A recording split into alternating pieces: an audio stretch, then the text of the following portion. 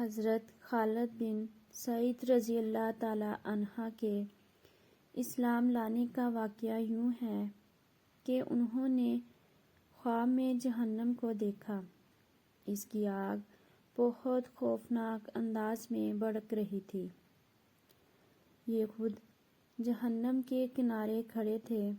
خواب میں انہوں نے دیکھا کہ ان کا باپ انہیں جہنم میں دھکیلنا چاہتا ہے، مگر نبی کریم صلی اللہ علیہ وآلہ وسلم ان کا دامن پکڑ کر انہیں دوزخ میں گرنے سے روک رہے ہیں۔ اسی وقت گھبراہٹ کے عالم میں ان کی آنکھ کھل گئی۔ انہوں نے فوراً کہا، میں اللہ کی قسم کھا کر کہتا ہوں کہ یہ خواب سچا ہے۔ ساتھ ہی انہیں یقین ہو گیا کہ جہنم سے انہیں رسول اللہ صلی اللہ علیہ وآلہ وسلم ہی بچا سکتے ہیں۔ فوراً ابوبکر صدیق رضی اللہ تعالی عنہ کے پاس آئے، انہیں اپنا خواب سنایا۔ ابوبکر صدیق رضی اللہ تعالی عنہ نے فرمایا، اس خواب میں تمہاری بھلائی اور خیر پوشیدہ ہے۔ اللہ کے رسول موجود ہیں، ان کی پیروی کرو۔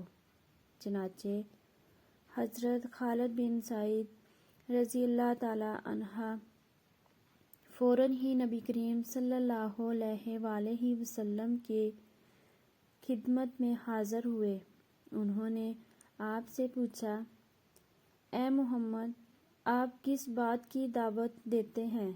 آپ نے ارشاد فرمایا، میں اس بات کی دعوت دیتا ہوں کہ اللہ ایک ہے، اس کا کوئی شریک نہیں، کوئی اس کے برابر کا نہیں، اور یہ کہ محمد اللہ کے بندے اور رسول ہے، اور تم جو پتھروں کی عبادت کرتے ہو اس کو چھوڑ دو۔ یہ پتھر نہ سنتے ہیں، نہ دیکھتے ہیں، نہ نقصان پہنچا سکتے ہیں اور نہ ہی فائدہ پہنچا سکتے ہیں۔ یہ سنتے ہی حضرت خالد بن سعید رضی اللہ تعالیٰ عنہ مسلمان ہو گئے۔